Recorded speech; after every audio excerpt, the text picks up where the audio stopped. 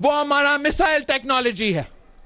اس لیے کہ missile technology کے بغیر آپ کے پاس ایٹم بم ہوگا، لیکن اس ایٹم بم کو اگر آپ نے کہیں پہنچانا ہے تو وہ میسائل ٹیکنالوجی کا ضرورت ہے.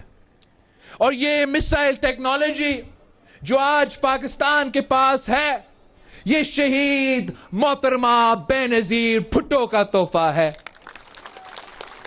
باپ نے اٹامک بم دیا تو بیٹی نے ہمیں میسائل ٹیکنالوجی دی. یہ دونوں ایٹم بم اور میسائل ٹیکنالوجی کی صورت میں دونوں آج غنی خدا بخش سے پاکستان کا دفاع کر رہے ہیں.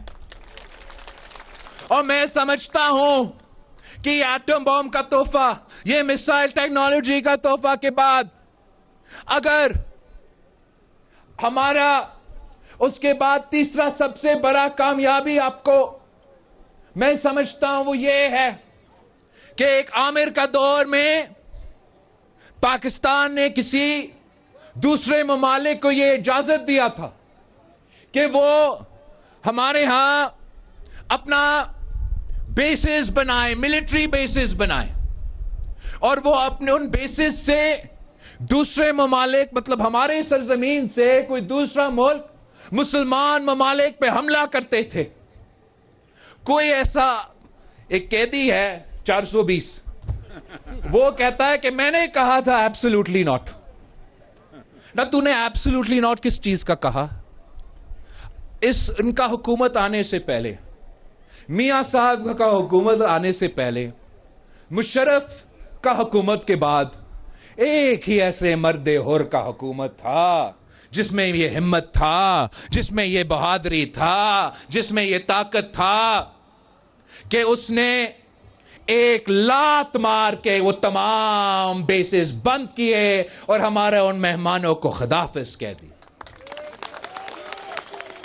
اور میں اب سمجھتا ہوں، جب میں دیکھتا ہوں کہ اس ایران جنگ میں کس قسم کا ظلم ہو رہا ہے، تو میں سمجھتا ہوں کہ ایٹامک بم کے بعد، میسائل ٹیکنالوجی کے بعد، یہ پیپلز پارٹی کی تیسری سب سے بڑا کارنامہ ہے کہ اس ملک کا ہم نے وہ بیسز بند کر دیا. اگر ہم بند نہیں کرتے تو پھر وہ قیدی کہہ سکتا تھا کہ ایبسولوٹلی ناٹ. ہم نے تو بند کر دیے تھے وہ بیسز، کس چیز کا ایبسولوٹلی ناٹ. یہ کامیابی، یہ بہادری صرف اور صرف پاکستان پیپلز پارٹی نے تاریخی طور پہ آپ کو دکھایا. جب قائد عوام شہید ذوالفقار علی بھٹو نے مسلم امہ کو یہ اٹامک طاقت دلوایا تھا، اس سے پہلے ایک امریکہ کا سیکرٹری آف اسٹیٹ ہوتا تھا، ہینری کشنجر. اس نے قائد عوام کو وارن کیا تھا کہ آپ یہ ایٹم بم نہ بنائیں، ہم آپ کا برا اگزامپل بنائیں گے آپ کا. مگر قائد عوام شہید ذوالفقار علی بھٹو کسی سے نہیں ڈرتا تھا، کسی کے سامنے نہیں جھکتا تھا. اس نے جان کی قربانی دے دی، مگر وہ مسلم امہ کو یہ اٹامک طاقت دلوا دیا تھا.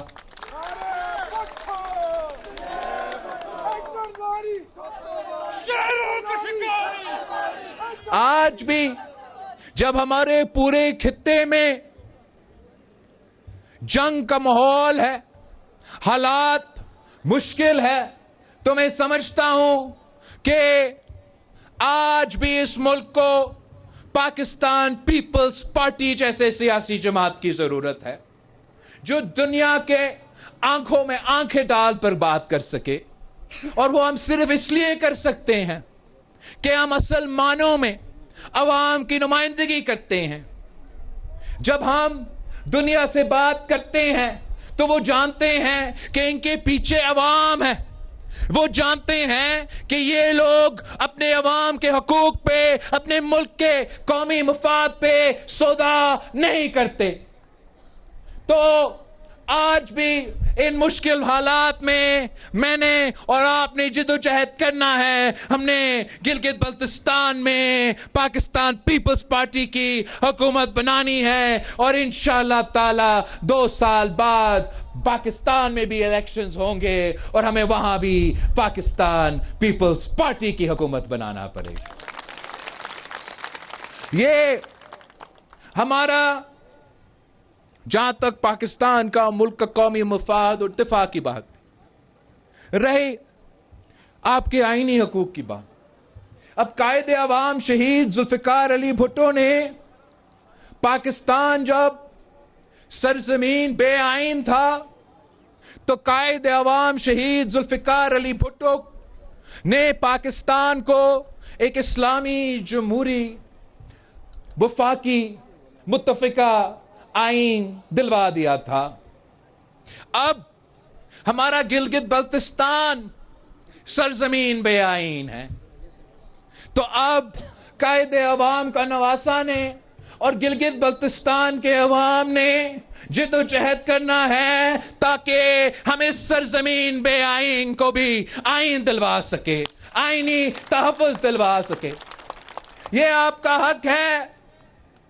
18ویں ترمیم نے صوبے کو جو اختیار دیے ہیں, جو طاقت دیا ہے, جو اپنے وسائل کے مالک بنائے ہیں, میں وہ دن دیکھنا چاہتا ہوں جب یہ آئینی تحفظ میرا گلگت بلتستان کو دیا جائے گا. ہم کہتے تھے کہ چاروں صوبوں کی زنجیر بے نظیر بے نظیر. انشاءاللہ تعالی ہم اس نعرہ کو 5ویں صوبوں کی زنجیر جیے بھٹو بے نظیر میں تبدیل کر دیں. یہ کوئی آپ کو تحفہ میں یا پلیٹ پہ حقوق نہیں دلواتے. آپ نے ہمیشہ اپنا حق کے لیے جدوجہد کرنا پڑتا ہے, اور یہ گلگت بلتستان کی تاریخ ہے کہ کسی نے تحفہ میں آپ کو آزادی دیا نہیں. آپ نے جدوجہد کیا, آپ نے اپنا آزادی دوگرا راج سے چھین کے خود لے لیا تھا, اور انشاءاللہ تعالی میں اور آپ مل کے جدوجہد کریں گے اور ہم آپ کو تمام حقوق دلوائیں گے. ہم آپ کو حق حاکمیت کا حقوق دلوائیں گے, ہم آپ کو حق ملکیت کا حقوق دلوائیں گے, اور ہم آپ کو حق روزگار کے حقوق دلوائیں گے. ہم نے ہمیشہ سے عوام کو, پسماندہ علاقے کو 1973 کے آئین میں یہ لکھا ہے کہ سب سے پہلا حق اپنا ریسورسز پہ, اپنا وسائل پہ اس صوبہ کا جاتا ہے, اس صوبے میں رہنے والے مقامی لوگوں کو جاتا ہے, پھر پورے پاکستان کو جاتا ہے. اور ہم نے اسلام آباد کو یہ بات سمجھانا ہے کہ پورا پاکستان تب ترقی کرے گا جب پہلے گلگت بلتستان کے عوام ترقی کریں گے, آپ معاشی طور پہ مضبوط ہوں گے, آپ اگر معاشی طور پہ مضبوط ہوں گے تو پھر اسلام آباد مضبوط ہو سکے گا, پھر پورا پاکستان کو اس کا فائدہ ملے گا. ہم نے یہ تھرپاکر میں, صوبہ سندھ میں پبلک پرائیویٹ پارٹنرشپ کے ذریعے اور مقامی لوگوں کو اپنا مالکیت دلوا کے بڑے بڑے منصوبے کو کامیاب کروائے ہیں. ہم نے تھرپاکر میں کوئلہ سے بجلی بنایا ہے, اور انشاءاللہ تعالی ہم گلگت بلتستان میں پبلک پرائیویٹ پارٹنرشپ کے ذریعے, آپ کے پاس اتنا نیچرل ریسورسز موجود ہے کہ آپ نہ صرف اپنا تمام بجلی کے ضروریات پورا کر سکتے ہیں, مگر ہم ایسے پبلک پرائیویٹ پارٹنرشپ میں منصوبے لے کر آئیں گے جس سے نہ صرف آپ اپنا بجلی کی ضروریات پورا کریں گے, آپ پورا پاکستان کو بجلی بیچیں گے.